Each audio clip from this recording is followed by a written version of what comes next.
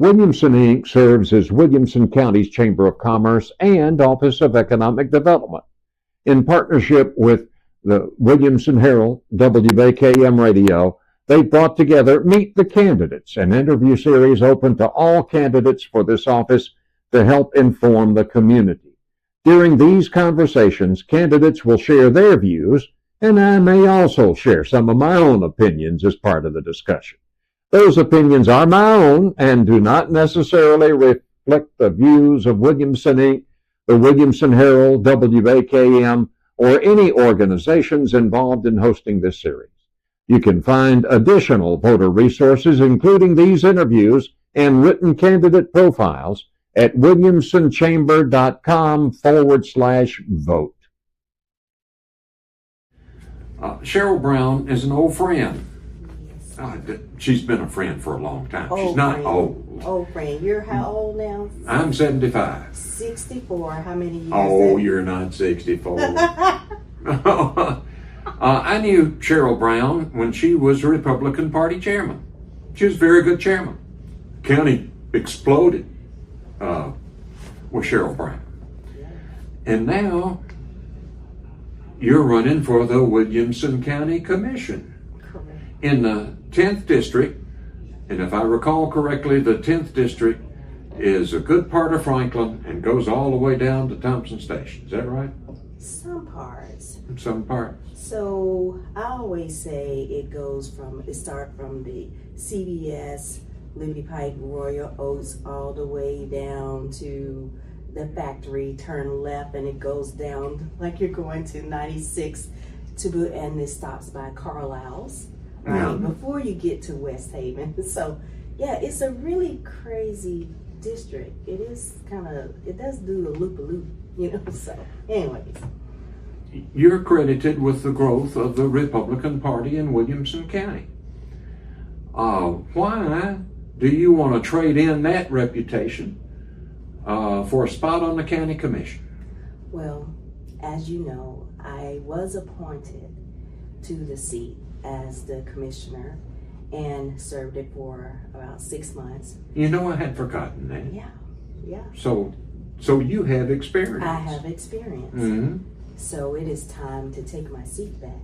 You've already done your learning. I've already done my learning. Some of it, so. Well, there's so many. Being a county commissioner is so different than it was 4 years ago.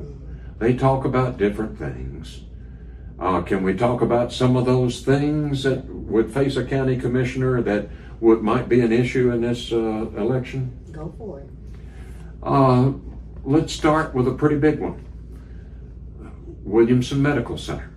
Mm-hmm. The hospital board is contemplating and taking proposals to sell it. Mm-hmm. Some people say it could be worth as much as $1 billion, maybe more. Would you rather have $1 billion, or would you rather have our community hospital? I love the idea of having a community hospital. And one of the reasons is that you get that community care. You have your locals who live here, and they know and love the community to the point where they will take care of the locals who comes to that hospital. So I love that idea of having a community hospital. Okay. The county commission's biggest responsibility is adopting a budget every year. Mm-hmm. Sometimes that's easy, sometimes it's not. Mm-hmm. What's your attitude toward debt? Williamson County's got a pretty big one. 1.1, 1.2 billion, something like that. Mm-hmm. What's your attitude toward debt? So I run a nonprofit, which is a HUD-approved housing counseling agency. And so we work with clients who, on their debt. And debt is not bad. I mean, we all have some debt, right? And I know that people say we need to do the Dave Ramsey project, which is not a bad thing. But you do acquire debt to to further what, your work of trying to buy something, buy a house, car, or so on. But our debt is not all ours. So we have the hospital who used our 4 credit rating to get a lower, to borrow, right? To borrow to do what needed to be done, to build a hospital or to add to it. So that's not a bad thing, So having the AAA bond credit rating is actually a good incentive for the taxpayers. So debt is not all bad. Out of our, say, $1 billion debt, about $250 million of that belongs to the hospital, which they pay independently. That's right. Never missed a payment. Never missed a payment. Williamson County, you pointed out that AAA bond rating, we've never missed a payment. That's right. That's right. Now, at home, when the credit card bill comes in, I hold my nose and I write the check. But I couldn't live in my house without a mortgage. Now, I've paid my mortgage, but I borrowed that money. That's right.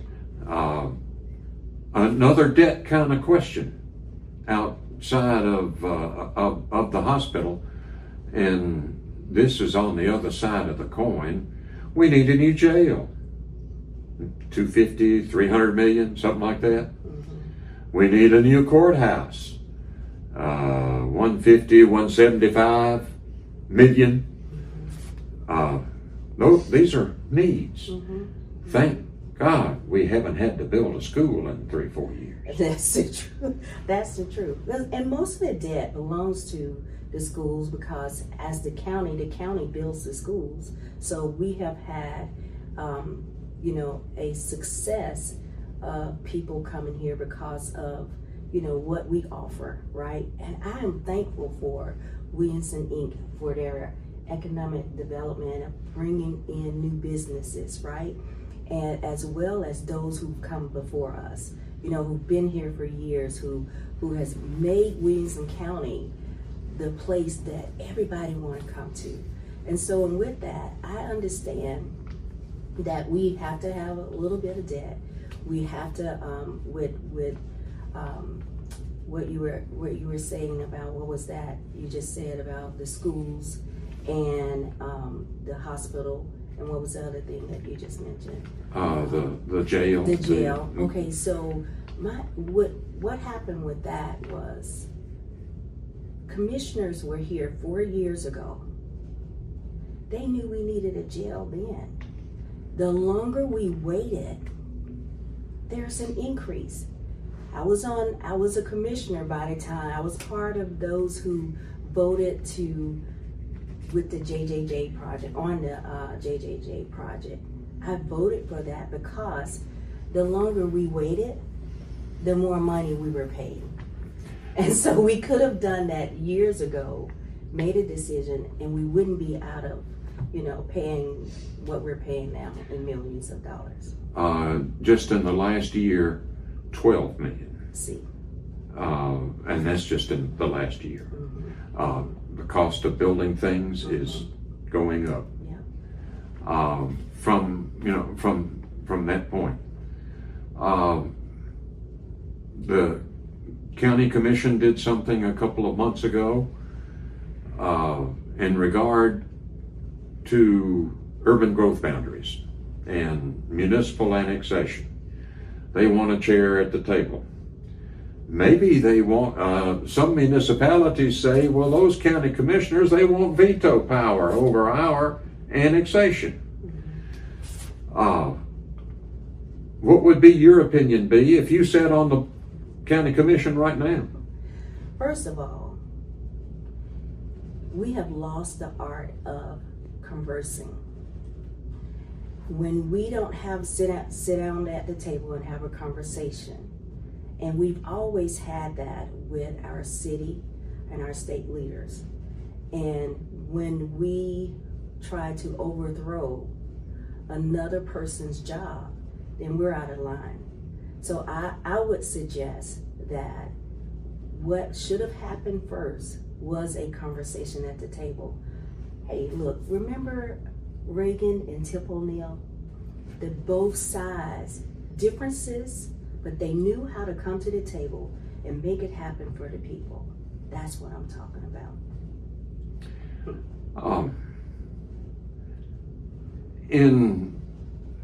We talked about before, being a county commissioner is so different now than it has been in the past, not only when it comes to the debt. It's not just debt, it's the debt, not like it was a living, breathing individual. Maybe it is.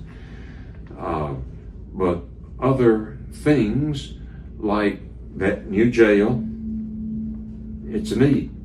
Nobody wants a new jail. Courthouse, that's kind of half and half. We need it, but do we need it in the high rent district on Columbia Avenue, or do we take it on property already owned by Williamson County? Do you have ideas?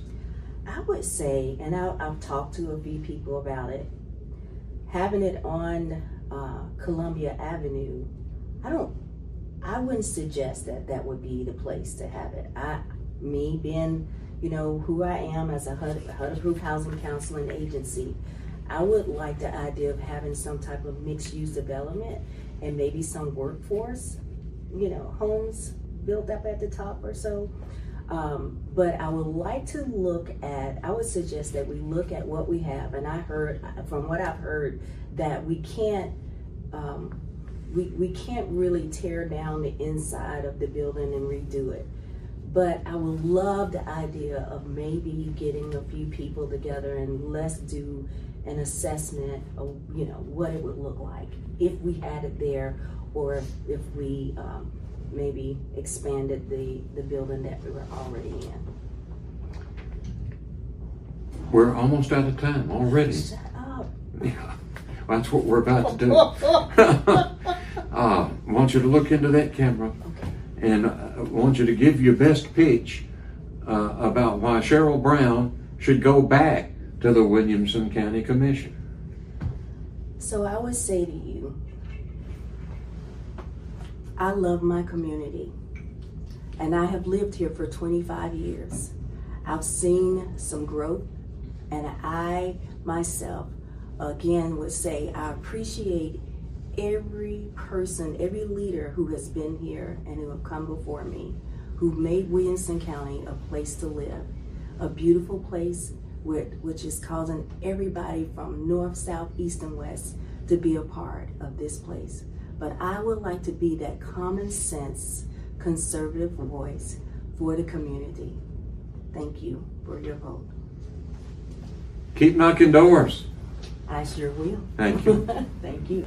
Bill Petty is the county commissioner in the 10th district. That is correct. Where is the 10th district? Oh man, it's a lot of places.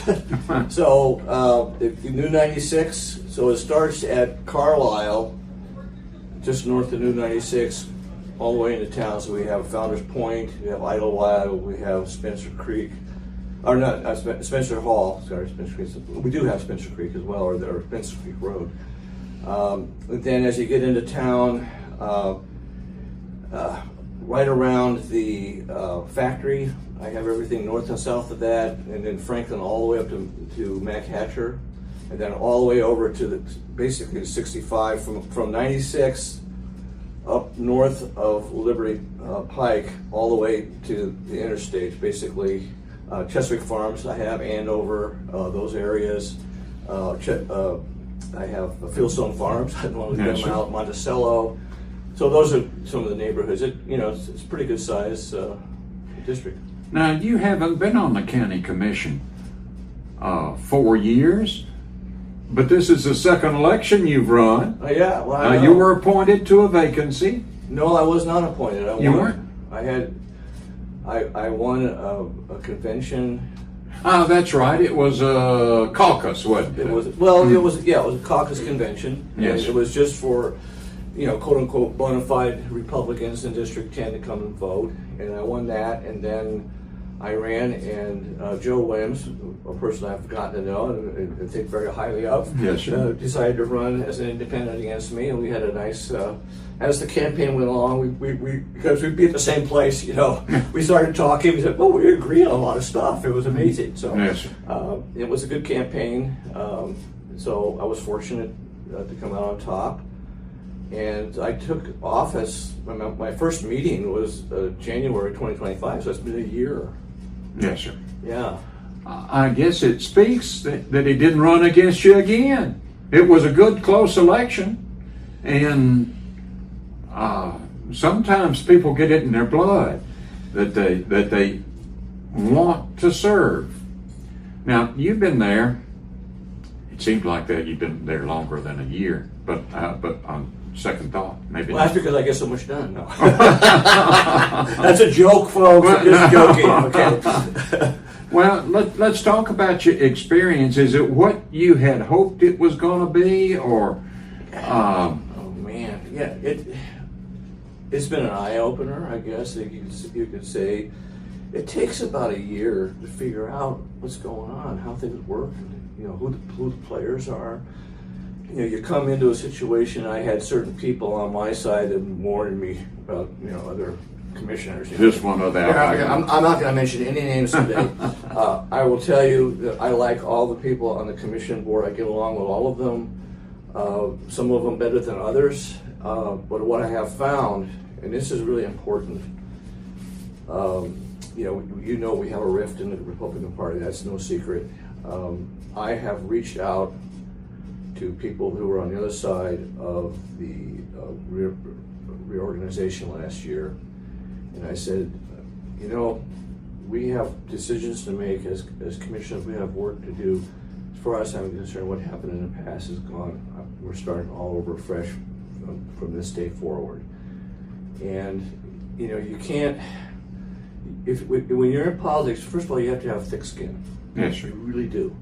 And you have to realize you can't take things personally, and you can't internalize them, and you can't agonize over what people say about you, or don't say about you, whatever the case may be. And I'm a very forgiving person. I understand. My Christian belief just tells me that the strongest thing I can ever do is forgive another person, because that way they can't live in my head, for one thing, and secondly, who am I not to forgive? What? So I try to get along with everybody, and I'm finding I'm working. I don't mean to interrupt, but no. One of the things I ran on was transparency, and I got a resolution in. I think it was October or November. This is stuff I can't even remember which month. It was October or November. It was probably October. We're recording all committee meetings. We weren't doing that before. And I can say, oh, well, you could take credit for that. Yeah, I think the timing was right. I think I was just lucky, because we've been working on this for a couple of years. We weren't doing them, but we were doing the budget committee, so that's cool. And that seems to work out very well. And then when I brought mine up, and I teamed up with another commissioner to sponsor it, and it got through. It was almost unanimous. There were only 2 people that didn't vote for it. And I talked to both of them afterward. I said, what were you thinking? And we joked. Because we vote differently, and there's reasons why we vote differently, and I respect the people that I work with. I may disagree, but I respect them. And after it's over, I don't say, well, why didn't you vote for that? That's not how I operate. I said, okay, we talk about it, and I find that some of the older commissioners that don't exactly vote the way I do, I find them incredibly informative, and I'll sit there on an issue, I'll call them up personally and say, what's the history of this? What's going on? And I find it very, very helpful. So, you have to find the things that you think you can get done that are reasonable, and try to work with other people and get people on board and get people willing to work together, and understanding you don't always get everything right. Nobody's all right, nobody's all wrong. We're all somewhere in the middle there, and that's just the reality of it. Is it true that County Commission meets on the second Monday. Typically. Decisions are made before then, aren't they? I'm sure. What if you were to come to the County Commission, you're going to see the vote. Yep. Now, where the rubber meets the road are these committee meetings. Yeah. That's why I'm recording them. And that's where the effort to not only record but live stream them really makes a difference. That's transparency. Yeah. We record them. We don't live stream the committees, but we. Oh, okay. Yeah, I don't think it seems to be beyond our capability at the moment. Well, sometimes you probably got two meetings going on at the same time. Well, that's true. The other, a week ago, I was in two meetings. It was.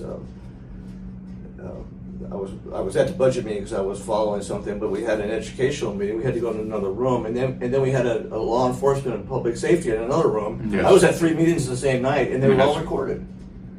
So, which is good. So, and then sometimes we have committee meetings. They last. The shortest one was 5 minutes. Sometimes we have one resolution to talk about. Sometimes they have. Budget in particular, and we're in budget season now, as you well know. Yes. So this is, oh man, the next few months are going to be just full. They're all recorded. They're all on the website now. You can pull them up, and of course, I have my Friday night recap. And all you have to do is to go to votebillpetty.com. That's my website. If that's okay for me to announce that, sure. Okay. And then you can sign up for my newsletter, and I report on all the meetings for the county commission, all the school board meetings, BOMA meetings, and the election commission. And I have videos, I have agendas, I have packets of information, and I have a summary. So you know what's going on. I need to be watching that myself. Well, I think a lot of people like it. I mean, Yes. it's detailed. There's a lot of information, and some people don't like all that. But if you want to know here we had resolution 326-2. Okay, it was in the budget, whatever it was. What did people say? And it's all down there in my summary, and it's all recorded if you want to watch it. Now, since you report on both the county, a large part of the 10th district is in the city of Franklin.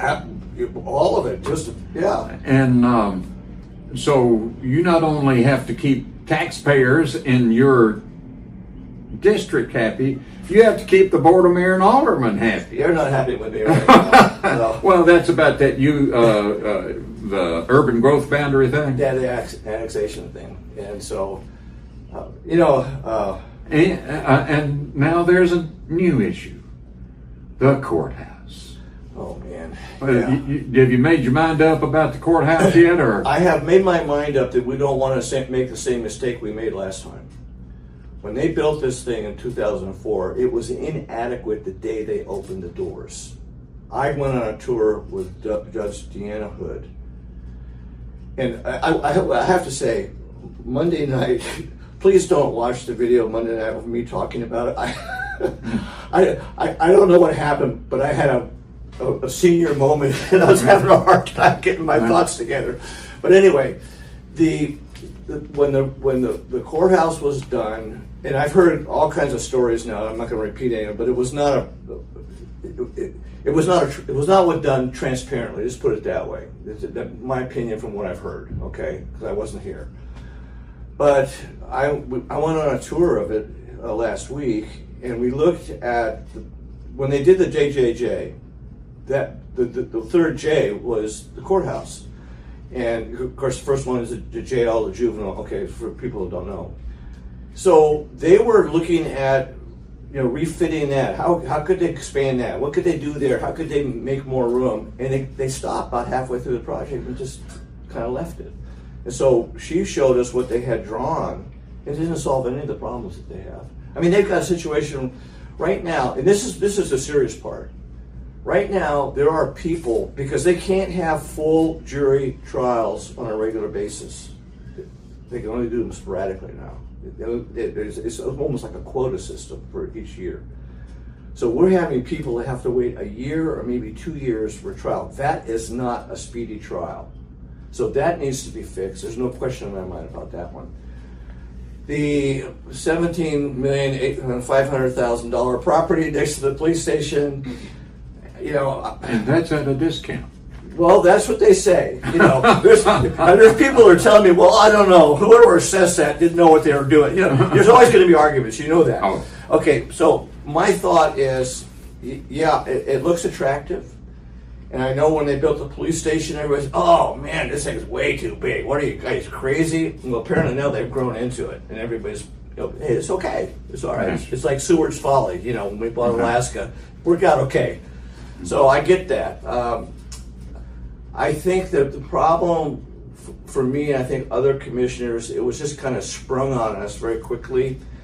And we want to think it through. We want to make a good decision. One of our commissioners wrote a resolution to create a task force, which I think is a good idea. I don't want to have the same mistake we made last time. I want to do it. I want to do it right, but I don't want to talk about it for 2 years.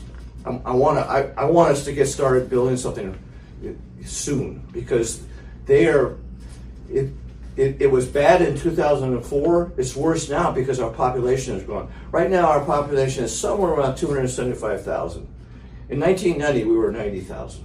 I mean, you look how we've grown, and so we're headed for 400,000. And they're projecting 500,000. Oh. I've seen projected. Well, who knows? Yes. And so that's part of my concern about the the urban growth boundary thing. And you know, right now, trying to get a road fix is almost an act of God. I mean, right now in the Harpeth River overpass on Mackhatcher, it's 2 lanes, and West Haven is adding 211 55 plus apartments, 190 55 plus homes, and then across the street is the Armstead project, which is another 837 homes and a 75 bed motel. And we still have 2 lanes going across the Harpeth. And the earliest we could probably get that done would be maybe 3022 or something like, or 2032. It's so I get how difficult it is to get things done, and we have to kind of figure out ways. We have an infrastructure issue that needs, our infrastructure, I don't think, is keeping up the way we'd like to see it keep up. And I think if we can find ways, and I wish, there's so many things I could talk about the budget and how we spend our money, but we need to understand that we borrow every year just to pay our bills. And I'm not saying that's a wrong thing. Our debt's about 1.15 billion or something like that, and going up every year. And you know, we've talked about that before, and I think last time we had an interview, you said, well, look at all this was created, and I'm not going to argue that. Yes. But you know, you can look at it a bunch of different ways. But the thing is, we have to be honest about where we are and what our costs are and how we're going to pay for these things going forward. And I would love to spend more time talking about that, but that's an issue that's a real concern to me. That's really the only issue in your election is debt. I was going to ask you to finish the interview by talking about debt, but you just did. Yeah, okay. You're a mind reader, aren't you? Well, I got lucky. Well, it's not much here to read. No. Well, Good luck to you. Between the 2 of us. Thank you. Thanks for. We appreciate you taking the time. Yeah, thank you very much. David Steele is running for County Commission District 10. Is that correct? That's Where correct, is the sir. 10th district? 10th district encompasses Fieldstone Farms, Liberty Pike, parts of 96, just Franklin Centennial High, just all in that area, just kind of grouped together. Why do you want to be a county commissioner? I want to see change. I've been in Williamson County all my life. I grew up in Thompson Station, been in Franklin, got friends in College Grove, Fairview, Leapers Fork, got friends everywhere, and just, you know, when something just boils over and you feel like you've had enough and you think you can do something or know you can do something, it got to that point. And so I was like, you know what? I can do something, so I might as well, make that leap and jump in. I understand. I do need to correct you on something. Okay? You said you'd been in Williamson County all your life. Yes, sir. Not yet. Yeah, not yet. It's still going. Still going. Well, what was the thing that pushed you over that line and makes you think, I can do better?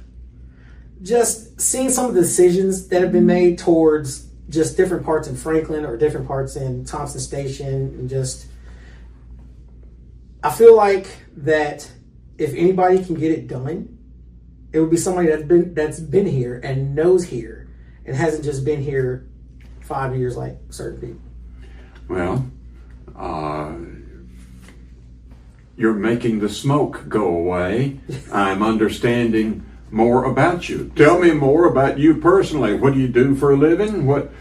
Well, I'm a ophthalmic technician for an eye doctor's office here in Franklin. I see the patients before the doctor does and kind of let him know what goes on, and I get to hear about the weird, gross stuff before the doctor does, and so that kind of... You run the test. I run the test, and so I put everybody through the test. Like I said, I've been here all my life. Life's still going. I grew up in Thompson Station. I went to school here, went to Bethesda Elementary, graduated from Page High in 2002.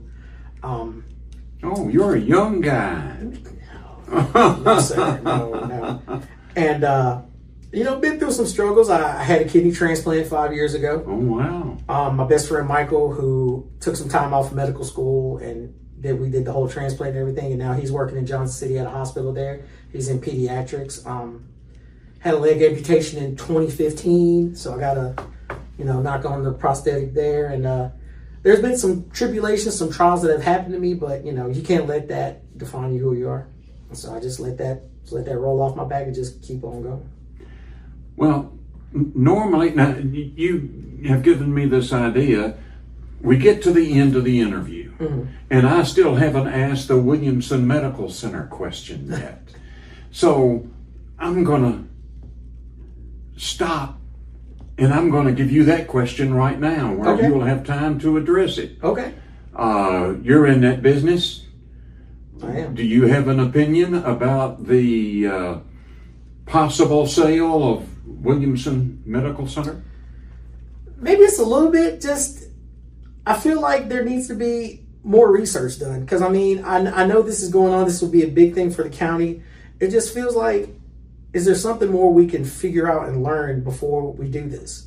Because there's always time to learn and research. And you don't want to just throw money at something or receive money for something if it's not there for whoever's going to buy it. You want to make it look good. You want to make it just like, why Williamson Medical? Why this? And I know it's one of the best in the nation. It's one of the best probably the best in the state. Besides another one, we're not going to talk about that one. But it just feels like we need to look into it more. They say it's worth $1 billion. Yeah. What's worth more? A community, our hospital, or $1 billion? Our community. The people is what makes the community. They go to Williamson. That's what makes it. And, for some people, that's the closest hospital. And they need that. We need something that they're going to go to and that's going to be there, and not just, parts of it. We need the whole thing. We need the children's hospital. We need the surgeons. We need all of that. You just can't divide and conquer like you want to. You got to have it all together. We got just a combined unit. My grandfather would tell me, you don't know what you have until you lose it. Mm-hmm. And I wouldn't want to treat our relationship with our community hospital. You don't know what you have until it's gone. Yep, until you lose it. Sometimes the only way I can get information from a candidate is ask them, well, what would you do? This is one of those situations. Okay. We need a new courthouse. Yes. We need a new jail. What would you do? Ooh, that's a loaded question. So, what would I do? I know there's a property right there on Columbia Avenue where the old HG Hill was, and numerous times in my youth have I been to that. Was going to the HG Hills, the Family Dollar, the video store, the Best Way, all that stuff that was there. Do you remember W.T. Grant's?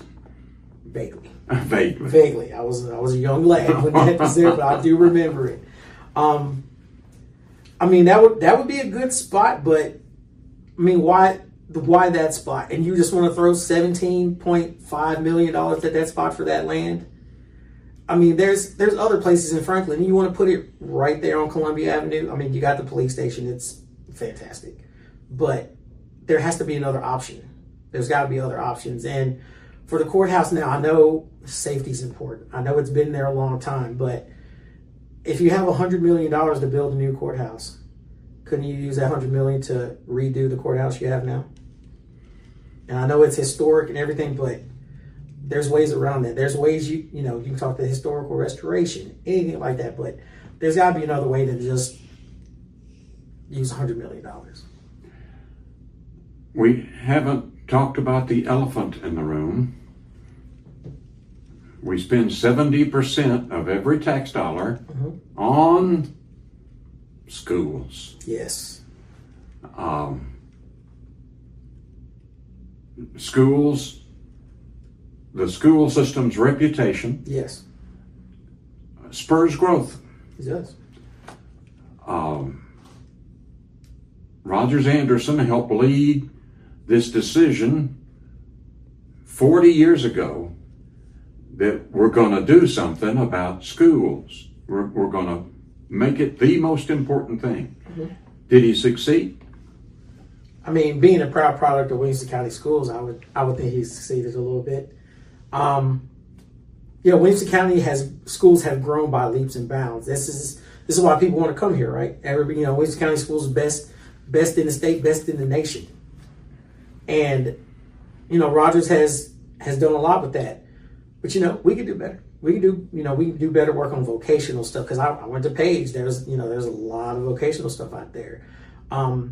Just trying to make sure that the young people get the knowledge and stuff that they need to be a productive person in the community, which always helps with the schools and everything.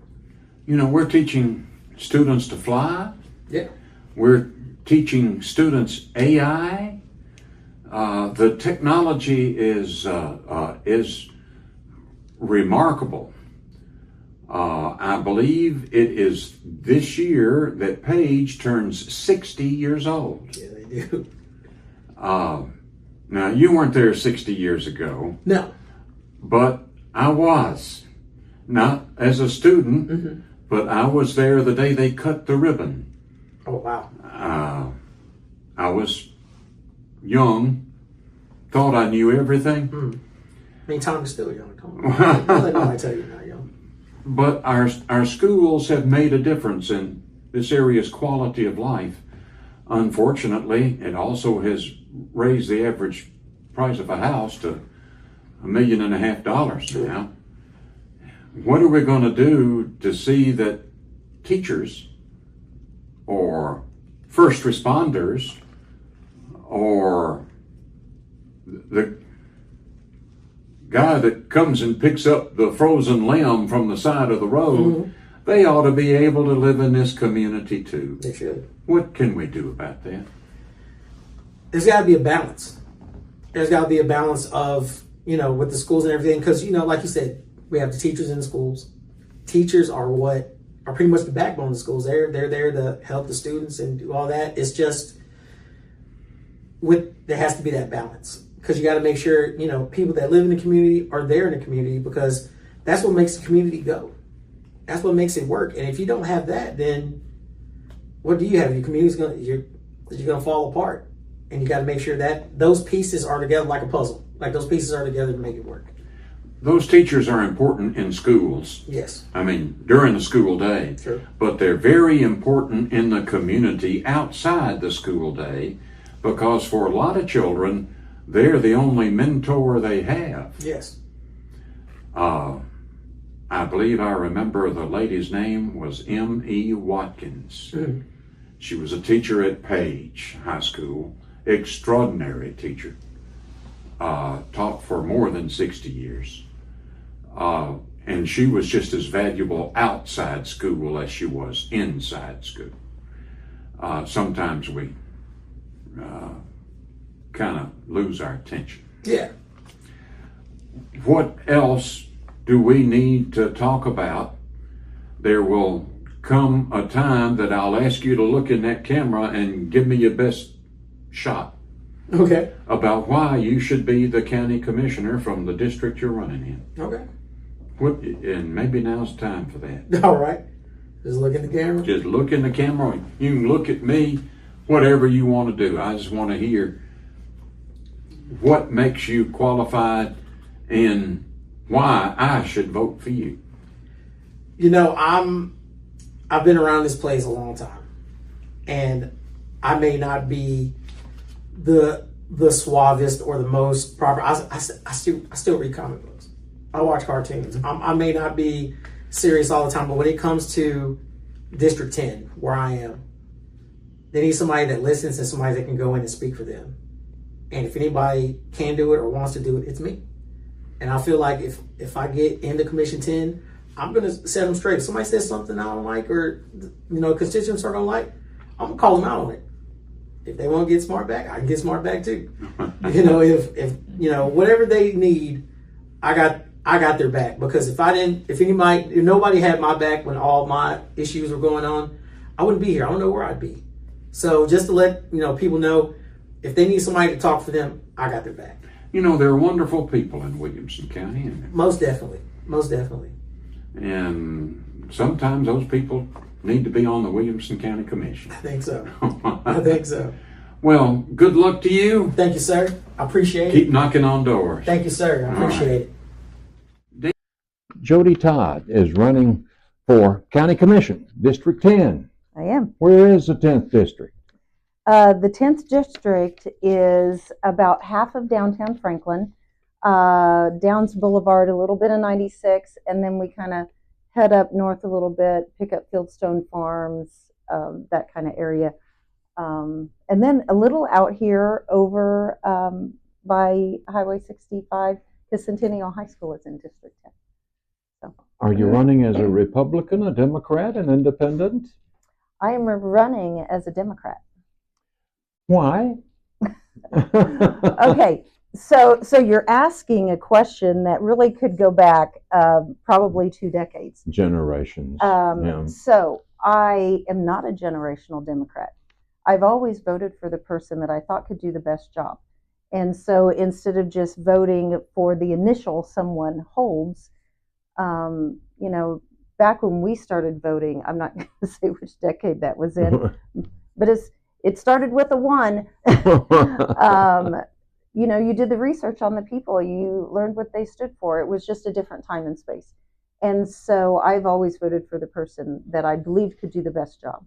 And lately, that has been Democrats.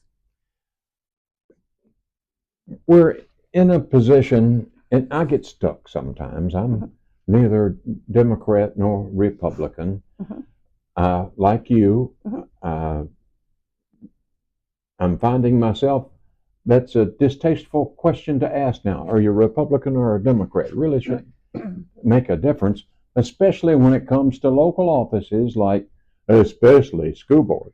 That's exactly right. And especially county commission. That's exactly right.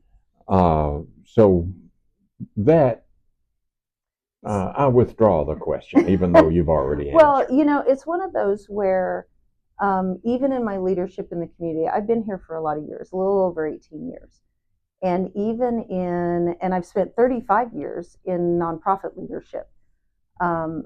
Even in everything I do in the community, it does not matter how you show up to the table. If you're a Democrat or a Republican or never voted before or anything like that, it doesn't matter, because it's about the issue on the table. And the closer you get to your front door, those decisions matter even more. So the thought of, county commission and especially school board, all of my 3 kids graduated from Williamson County Public Schools. The decisions of the commission, and especially the decisions of the school board, will affect your front door. And that's when people need to stand up and start noticing how your local elections are being handled. What got you into this race?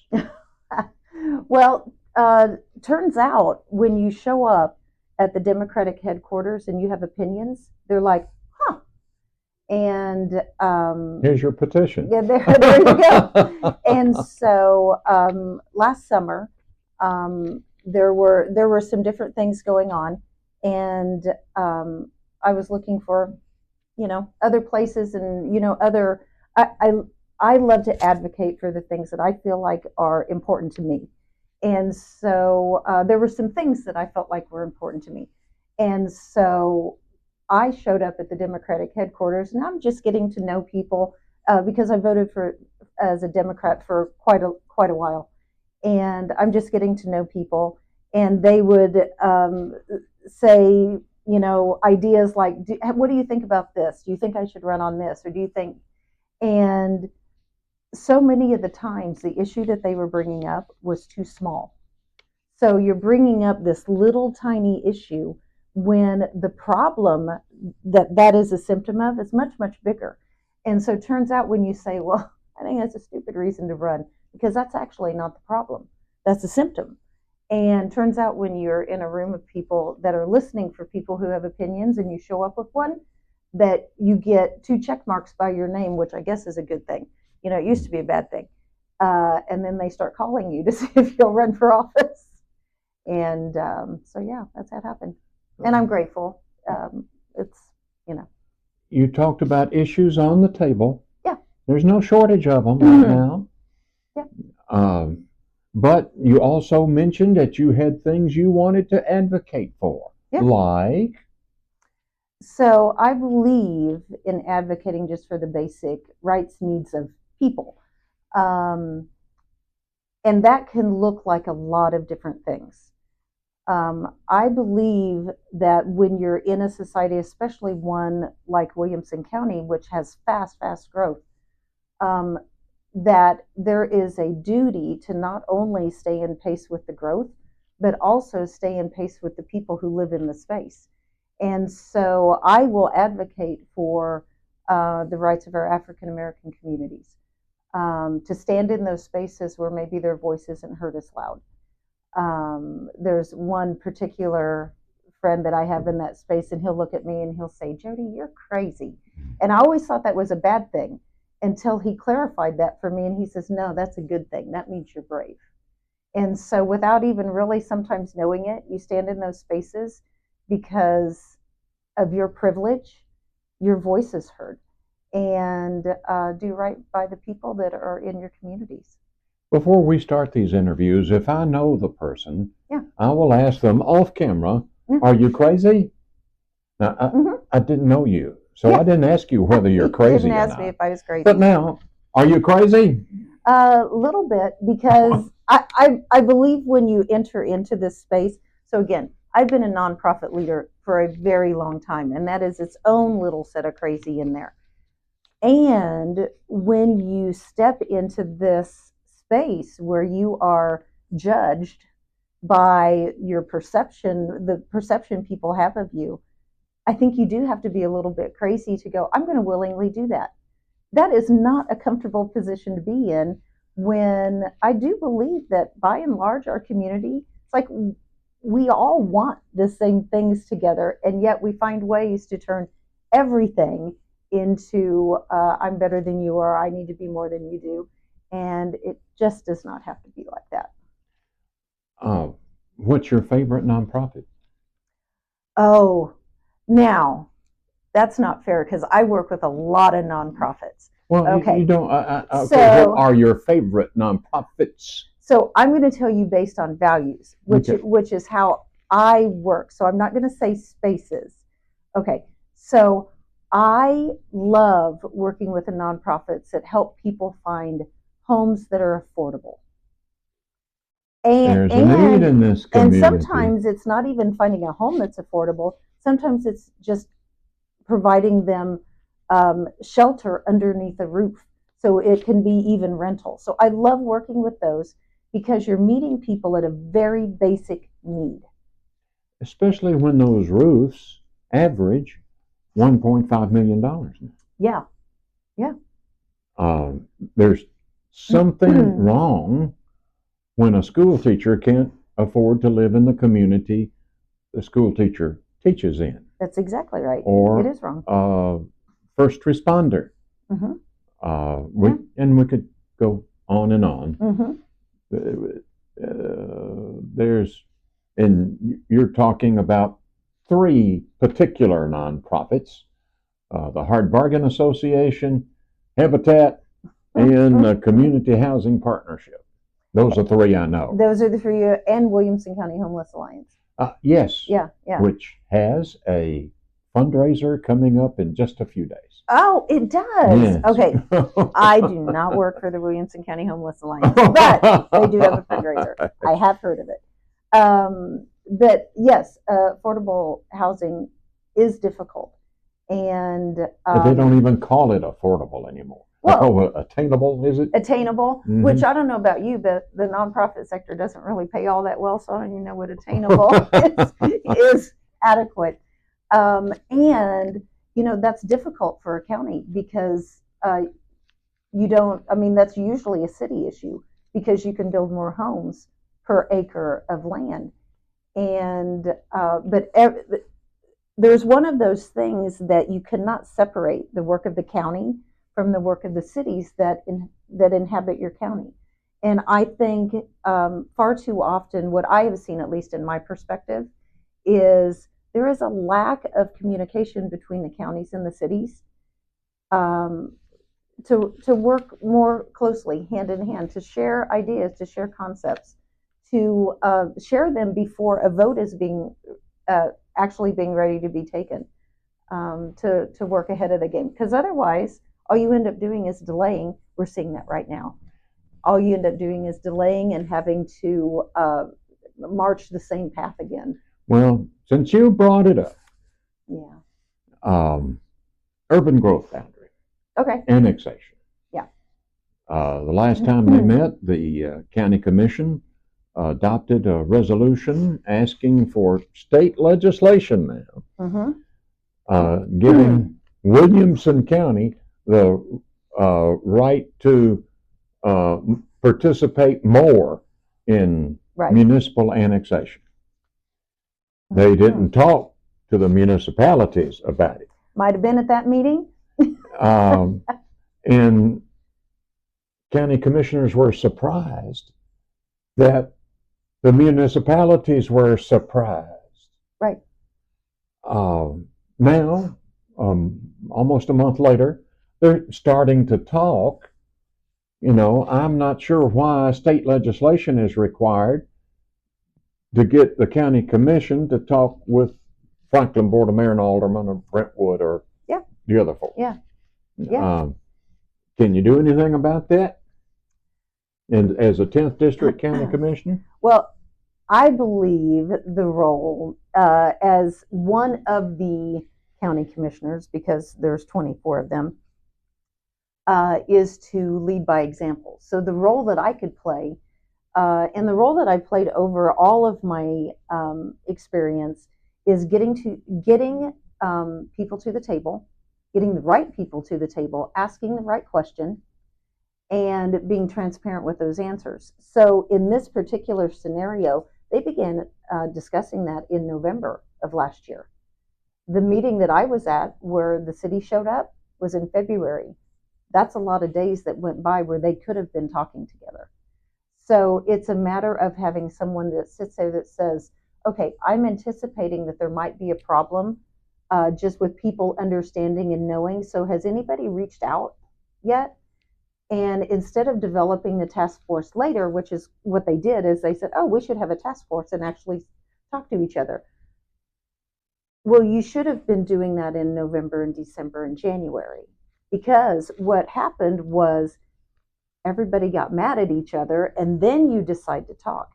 Well, that breaks down relationships, and the decisions that you're making are not in a bubble. Every decision that you make affects something else. And so by the fact that they did that and didn't speak to each other, that will affect how they show up in the next big decision, because trust is precious and trust is hard to build and so easy to lose. And so and almost impossible to reinstate. That's exactly right. So it takes a lot of trust building to get back to square one when you've destroyed the trust. And that is something that you can't take lightly. Another county city issue, except it's a little bit more specific, since a lot of your district is in the city of Franklin. Yeah. County needs a new courthouse. Well, I'm glad that you're throwing out the easy questions. Oh, You know, it's like, are these? Oh, wow.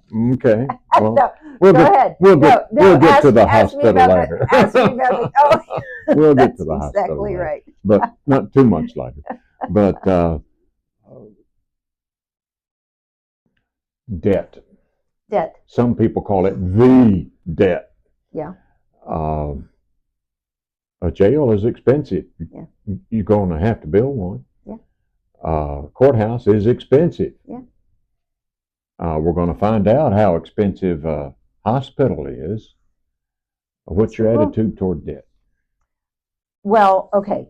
So I grew up in the rural Kansas district at Crawford County. And so I grew up very conservative. And we were told it's like you never wanted to hold debt. I have a different view on that. I believe that you can hold debt if you hold it responsibly. And if you hold debt to where it is a space that allows for growth, for mature growth, responsible growth, then holding debt is okay. But holding debt just for the sake of, I want a little bit more, I want a little bit fancier, is not okay.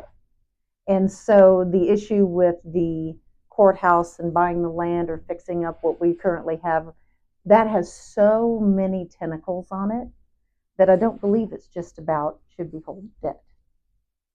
I believe there are other questions that are in there that need to be answered at the same time. Well, it could easily apply to schools. Could definitely apply to parks. Yes. That's why I wanted to make it as generic as I could about debt. Just debt. Just debt. Well, debt. What you're trying. It depends on what you're trying to accomplish with the debt. And so if you're taking on debt to accomplish something that's going to help your community grow and it has the infrastructure set behind it, debt is good. If you're taking on debt to fix something that is broken that really doesn't need to be fixed because it's antiquated and no one is using it anymore, then that debt is bad. So debt in and of itself isn't good or bad. It is. Time flies when you're having fun. It does. Good luck to you. Thanks. Mhm.